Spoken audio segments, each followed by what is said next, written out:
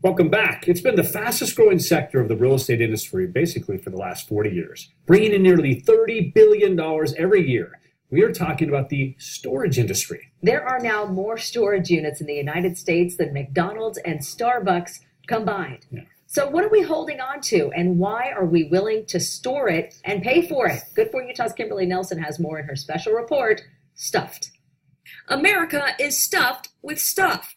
That's the whole meaning of life, isn't it? Trying to find a place for your stuff. In the 30 years since Carlin's joke, rentable storage space in the United States has grown to a whopping 2.5 billion square feet.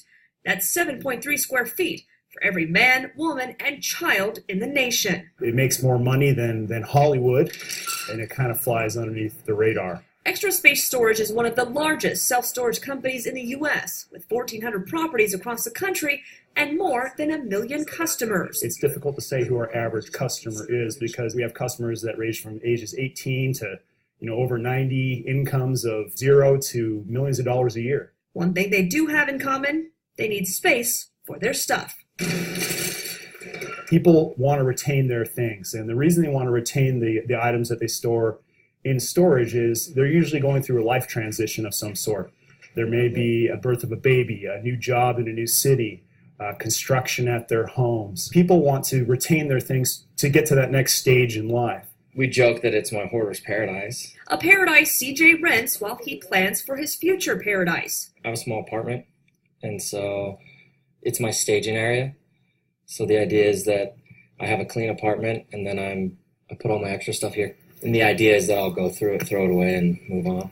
But CJ admits, if he moves into a larger home, he may never really throw any of it away. Is it excessive? Yeah. And that's why we joke that it's a hoarder's paradise. Like, why do I have stuff if I'm not using it every day? I'm working on it, I guess. It's the reality of many of Brock Richardson's customers. What are they holding on to? Stuff. Brock has been the manager of Canyon Rim Storage since 1991. My brother was in real estate, and he kind of looked into it and thought it'd be a good idea. And has it been? It's been a pretty good idea. According to the Self-Storage Association, the industry generated more than $27 billion in 2014 alone, making it the fastest growing segment of commercial real estate over the last 40 years. Canyon Rim Storage and U-Haul. Brock's business model hasn't changed much in the last couple of decades. The only advertisement you'll see for Canyon Rim Storage is in the phone book. And yet, business is better than ever. Out of 300 storage units, I have one unit open. more Americans are renting storage units than ever before. In fact, 9.5% of all American households currently rent one. And while most think they'll only need storage for a few months, many stay for a lot longer. The very first guy I rented to in 98 said he'd be in for 3 months, and he's still here.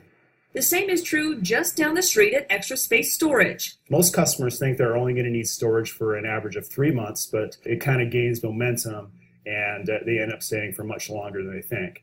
The storage unit business was designed to fill a need during life transitions. Divorce, death, downsizing, and displacement. Dr. Frank Page, a professor of sociology at the University of Utah, says that doesn't explain why some people rent storage units for years on end. We have a capitalist consumer society.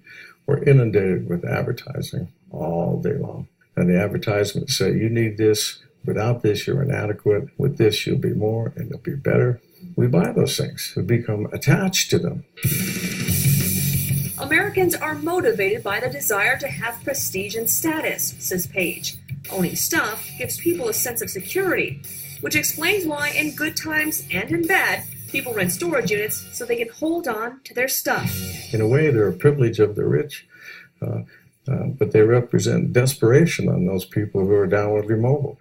According to Dr. Page, the proliferation of storage units can be seen as an indicator of the well-being of our society. Society behooves us to keep consuming. It says who you are is what you can consume and display, yet we don't have the money, and we have this period of downward mobility. It's left a lot of people. We're faced with the situation of what to do. Keeping up with everyone else while growing out of our homes, garages, and basements. Others downsizing and desperately trying to hold on to their identity. In both cases, they're renting space to store their stuff. Isn't that what it's all about? Consumerism? It's just buying, buying, buying. Is that American? I don't know. Kimberly Nelson, good for Utah.